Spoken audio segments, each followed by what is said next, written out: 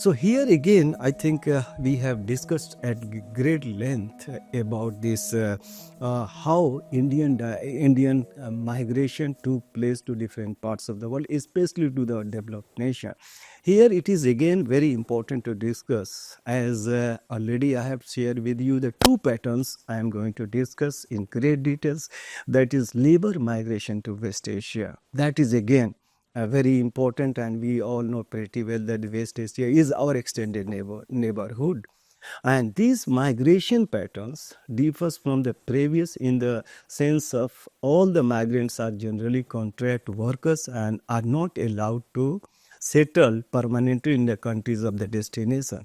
But this was not the case, as it will be clear from the following statement. If you see, I think we have had a very strong relations with West Asian countries, which is also called the Arab world or the Islamic countries. So here, Arabs came to India and they have settled down. So in the case of the Indians, went to many countries of the Arab world and they have settled down. So there is the evidence of the Indian settlement in the region. Since the 16th century, small communities of Indian traders who were called Baniyas existed in the Persian day, Iraq, Iran, Oman, Yemen, and Saudi Arabia in the 17th and the 18th century. So here I think it is very important to discuss with you that basically this is the case, but if you wish to understand the migration patterns or the labor migration patterns with the Arab world or to the West Asia, I think this is very important. It all happened on account of the IL boom, which took place in 1973.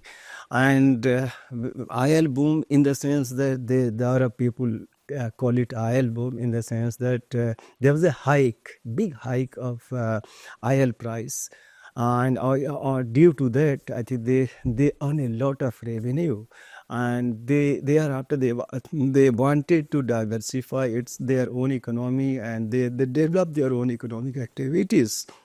So there was a need of human resource, and here from South Asia, especially to India, Indians started going to this region. So here, if you see the total size of the Indians, I think this is very important to discuss with you. That already I have shared, but again, this is very important that almost 90 million Indians are working in this region, and they are contributing immensely so far as the case of remittances are concerned. When we were discussing that remittances, I think the remittances which are coming to the developed countries are estimated to be around 32 or 32 or 30%. But in case of other countries, like all these countries, remittances are coming, and it is to be around 68 to 70% is coming from all these countries, the rest of the first world. So this is very important to discuss how migration is working and migration is benefiting to the country of India or to the country of other countries. This is again very important. And here I think as we talk a lot about migration, so India is a country. India is a country of different union of states. So many important 29 states are there. Some of the union territories are there. So this migration or the outflow of labor has been taking place from each and every state, but there are some states which are very, very dominant over here.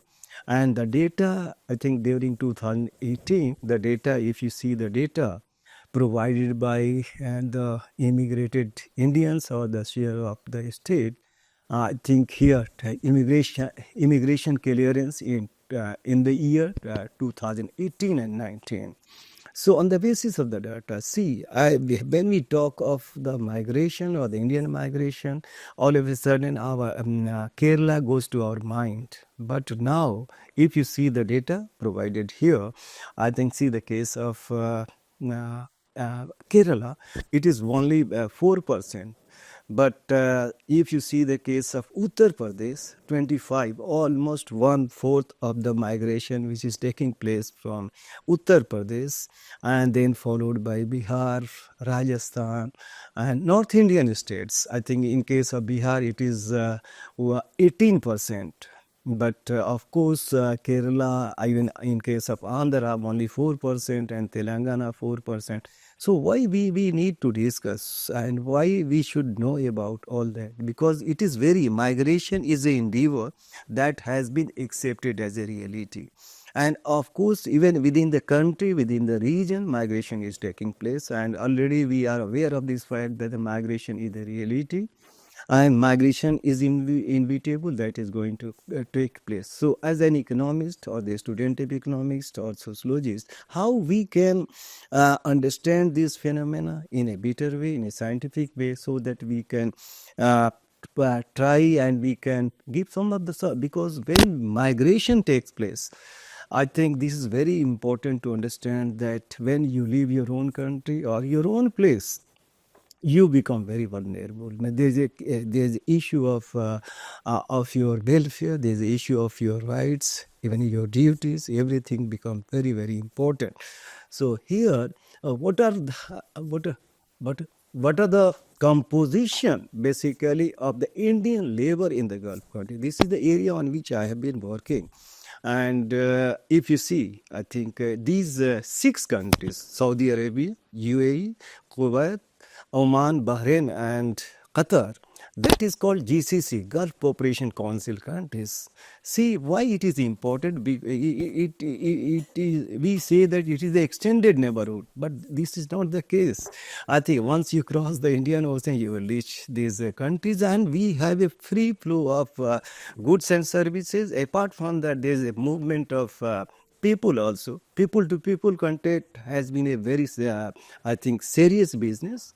So if you see in case of Saudi Arabia, I think today in 2017 or thereafter, 10% Indians are there out of the total population. So this is very important. Even total size has been given, the population. In case of United Arab Emirates, 30%. And of course, these are the countries over there. Expatriates or the foreign workers dominate, like in terms of the number. And in case of Kuwait, we all 22%. And this number is increasing. The share of the Indians are increasing. And the Indians are being preferred, especially in that region. And if you see the scenario, the expatriates, especially Indians, have become the backbone of the Gulf economy. So that's why there's a need to discuss, so that how we can have a stronger and stronger. Of course, we have very strong relations, but how we can go for stronger relations, as we all know that even we import energy from this region. And here we are exporting human resource to that countries. So here what basically I would like to put it before you, that India is a demographic country. India is a country of youths. More than 66%, two-thirds of the population belongs to the age group of the young one. So it becomes very important to tap or to convert this population into the human capital. Once we will be able to convert this population into the human capital, we will be able to supply the human capital, human resource to the different parts of the world, especially to this region. Sometimes some sort of discussion takes place that Saudization is taking place, national or Kuwaitization is taking place in these countries. But so far as the case of my understanding goes, what basically I am putting before that, especially in for the next, I think 10 or 15 years, this kind of situation will continue. And there's the rhetoric also that takes place in that they are just reducing the number. But this is not possible, because there is this issue of the human resources, especially in that region. So how we can outsmart, how we can have our consolidation power, because we are depending on the energy which are coming especially from that region. So here it is the matter of interdependence. So we are depending.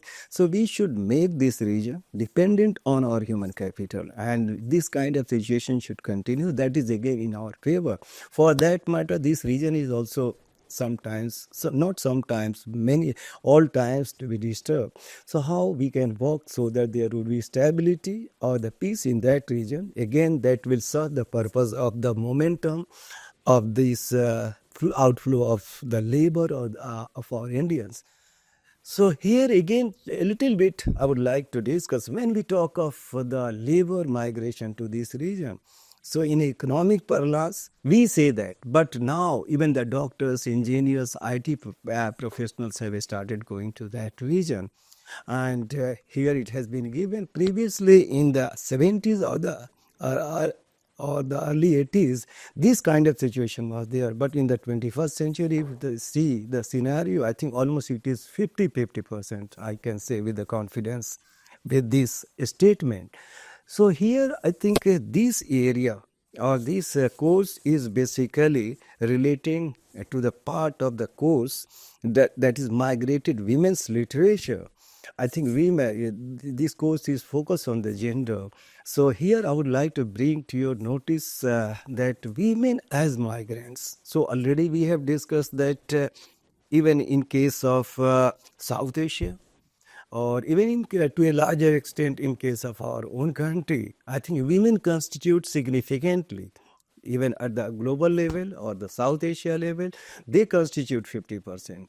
But in case of India, their number is also significant. So this is very important to discuss what kind of problems basically are being faced by the women. I think this is very because the challenges which are being faced by the men and the women are entirely different. So we need to bring gender sensitization in this area, or how we can deal with this so that we will be able to see the better society or progressive society or gender based society or pro gender.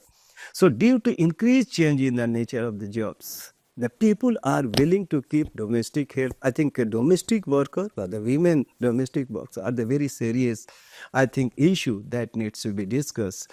So here, caring for small kids and elderly, women are working outside, so they need domestic help. So if you see that, there is a remarkable aspect, that is the feminization of migration has been gender in the nature as the sexual division of labor is very much prevalent. So what basically, if there is a there is a one process, I think it has been discussed by the migration expert, that feminization of migration is taking place, means the increase of the gender, means women is increasing like that. So we need to see how we are going to see this situation in a better way. When we talk of the Gulf countries, I think here it is relating to wage, means kafala, which is the Arabic word, which means is sponsorship, which basically governs the employment and residency of all foreigners in the 6 countries.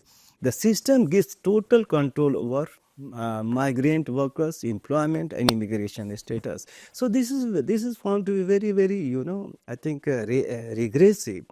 And of course, on account of discussion, I think there is some sort of I think reform which has started taking place, that this is not the healthy trend. This is nothing but the violation of the human rights. So until recently, sponsors often retained workers' passport. Leaving the country or switching a sponsor or jobs was thus impossible without no NOC from the first sponsor. So now we are saying that in 2019, the kafala system began to be reformed. Bahrain and Kuwait have made the most effort to overhaul the kafala system in their respective countries. And already we have discussed what kind of challenges are being faced by the women. So I think we all know that there are some sort of problems relating to passport, and then state as a patriarchal institution. So this is very important. I think that needs to be elaborated, but due to the paucity of time, I will not be able to dwell upon. So migrant domestic workers need a sponsor, and they are not covered by the labor law since they are employed in the private household. So here there is a need to discuss between the countries, between both sides, bilateral kind of, I think, labor law has to be enacted in order to address the. So even agent harassment and the human trafficking and identity, issue of identity. I think issue of identity is a very important one. I think how we can deal, and this is not only confined to this, even the any Indians or any communities who have gone to any parts of the world, I think there is a issue of identity and integration. I think these are the two things that must be discussed, that must be debated in order to understand these issues in the right perspective. And of course, now it has been identified, migration has been identified as the inevitable part of the society. So there is an initiative which has been taken by different institutions at the global level, even at the regional level, or even at the national level. So global initiatives, let us have a look on this. The Convention on the Protection of the Right of All Migrant Workers and Members of Their Family, which came into being in 1990. I think if you see this convention, even convention, this is very sound. If it is going to be ratified by all countries of the world, definitely we will move in the direction for protecting the rights or the welfare of the migrant worker, irrespective of gender, female or male could be protected. But ironically speaking, we know pretty well that all important countries like United States of America and the other countries, they have not ratified the UN Convention. So this is the irony. So here again, you all are the budding scholars, you all are learners. So how we can create the atmosphere over so that their rights, means migrants' rights, could be protected under the convention. It's a very comprehensive one. So this is very interesting to understand in details about this convention, and many more initiatives have been taken. The other one is the Convention on the Elimination of All Forms of Discrimination Against Women, CEDAW, that came into being 1979.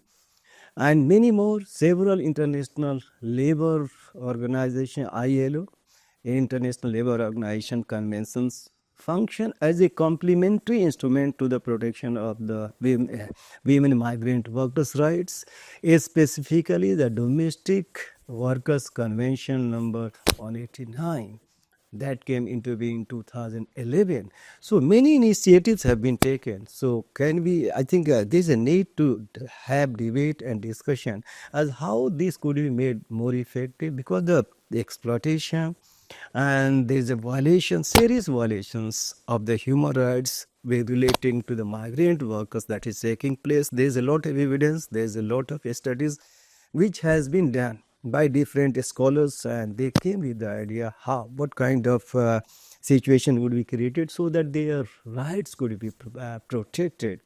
Since I am focusing over here because this course is related to women's migration, so here I'm focusing. So initiatives have also been taken from the South Asia. South Asia as a country over there, migration has taken place very enormously, and lot of South Asians are working in different parts of the world, especially to the GCC countries and the other parts of the world also. So UN Women has also launched a toolkit to assist the migrant women of South Asia in order to improve the working and living conditions of women, especially women migrants in the region. The other one is South Asia Center for Labor Mobility and Migrants, that is in a short term, because SLAM will bring together academic and policy think tanks from across the sub-region to advance their state of knowledge, especially in this area that is also interested to build bridges across the disciplines. So there are important initiatives, in fact, have been undertaken for bringing the gender equality, which is very important. If you see everywhere, not only in migration, but even in other sectors of the economy, they are grossly underrepresented. So already we are aware of this fact that the women constitute almost 50% of the world population. So is the case at the national population. They constitute, and their number is, but they are relegated to the background. So there is a need to study this issue from literature perspective, from political IR perspective, from economic perspective. So we need to work so that they could be brought into the mainstream. They could be brought at par with this with the other counterpart. That is very important. And what kind of initiatives that has been taken, initiative that have been taken especially by the Gulf countries. So in March 2021, Saudi Arabia has initiated measures to reform its labor laws. One of the major measures is to enable migrant employees to change occupations without the agreement of their employers, means kafala. So there is a change which has taken place. Even in case of Qatar in 2019, it introduced a comprehensive legislative reforms agenda to protect the migrant workers, irrespective of gender. Some of the measures undertaken by Qatar have been enlisted. That is, establishment of Qatar visa centers, enhanced internal job mobility, and non-discriminatory minimum wage, protection of domestic workers, establishment of joint committee for knowledge sharing and improving the workspace governance, consultation on violence and harassment at workplace. And Bahrain, the other important countries of the GCC, another important labor receiving GCC countries, basically enumerates its legal position. I think that is again very important. Omani government established a standard employment contract for domestic workers in 2011, mandating 1 day of paid leave per week and 30 leave of paid leave every 2 years. So what basically I am interested to put to bring to your notice that there is an urgent need to address the challenges faced by the South Asian women, especially domestic workforce. So already I have shared with you that they are benefiting. These migrant workers are benefiting to the host countries, also to the home countries. So they deserve basically the good treatment, equal treatment, which is not being done. So there is a need. So already at the world level, at the global level, many conventions, many international laws have come up, but unfortunately that have not been implemented. So now the time has come to discuss and to debate as how to make that one practicable, so that we will be able to see the better society, or we will be able to treat these migrant workers in a better way. So our migration policy must be gender sensitive, as the women constitute almost 50% of the total migration globally. Even in South Asia, their share is approximately half. Or in case of India also, their number is significant. If you see, of course, from Uttar Pradesh and other northern Indian states, women are not migrating. But if you take South India, women are migrating in a bulk or in a significant manner. So this is very, very important to discuss with all of you. And then women contribution in the receipt of the remittances must be acknowledged by South Asian societies. So we have no data at all. If you see the remittances, only in bulk way we get. So what is the contribution of the female? I think we don't know. So there's a need to generate data. So on the basis of that data, we can say something. And they are equally important in the Gulf workforce that must be appreciated by the Gulf countries. Finally, it is the need of the time to address the plights of the domestic workforce by both the regions for moving in the direction of ensuring their right for better society in their region. I think this is all I wanted to share with you. I am sure that you would be light after going through this, after watching this video. I am sure that your mental horizon, your knowledge would be going to be enhanced, and you would be basically interested in the area of migration or in the area of diaspora, because this area is emerging in a big way and it is going to contribute. So here there is a need for food for thought, to have a thought on it, how this migration. And today I think it is the age of migration, in the sense that it is multidisciplinary. It provides the opportunity and the perspective through which we can have the multidisciplinary, interdisciplinary kind of approach. I think if you see the National Education Policy 2020, I think lot of emphasis has been given as how to go, how to have the approach which would be multidisciplinary and interdisciplinary, because the society to which we all are watching, to which we all are interested to know, it has a lot of complexity, and and we can only see these things from our perspective of multidisciplinary and interdisciplinary. So we should not confine to one conventional subject, rather we should open to see the world or see the problems and the issues from the for a comprehensive perspective. So this is all. Thank you.